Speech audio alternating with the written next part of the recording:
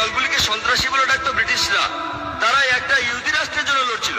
পরে তারা শক্তি দিয়ে ইসরায়েল দখল করে আর প্যালেস্টাইনিদের তাড়িয়ে দেয়। এখন এই লোকগুলি প্যালেস্টাইনের লোকদের বলছে, যাদের দাবিটা আরো জোরালো, তাদের দেশ ফেরত চায়। এখন তাদেরকে সন্ত্রাসী বলে ডাকছে ইসরায়েলিরাই। চিন্তা করেন, হিটলার 60 লক্ষ ইহুদি মেরেছিলেন, তিনি ইহুদিদের বের করে দিয়েছিলেন। তারা প্যালেস্টাইনে যাবে কেন? প্যালেস্টাইনে তাদের জ্ঞাতি ভাইদের আমন্ত্রণ জানিয়েছিল। তারা যদি কোনো দেশ চায় তাহলে জার্মানিতে ফিরে যাওয়া উচিত, ইউরোপে যাওয়া উচিত। চিন্তা করেন, প্যালেস্টাইনিরা তাদের স্বাগতম জানিয়েছিল। ধরেন আপনার বাসায় একজন মেহমান আসলো, অচেনা সেই লোককে আপনি বাসায় থাকতে দিলেন, আর কিছুদিন পর সে আপনাকে বাসা থেকে বের করে দিল।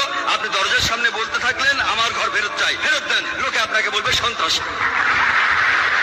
ঠিক এই ঘটনাই ঘটেছে। আজকে এই প্যালেস্টাইনিদের সন্ত্রাসী বলা হচ্ছে কেন?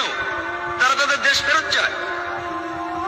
আর এখন পৃথিবীর মানুষ, বিশেষ করে উন্নত দেশগুলির মানুষ, তারা নির্বিকার ভাবে এই অন্যায় মেনে নিচ্ছে। আমরা জানি যে জার্মানিতে ইতিহাস আমাদের বলে 1968 থেকে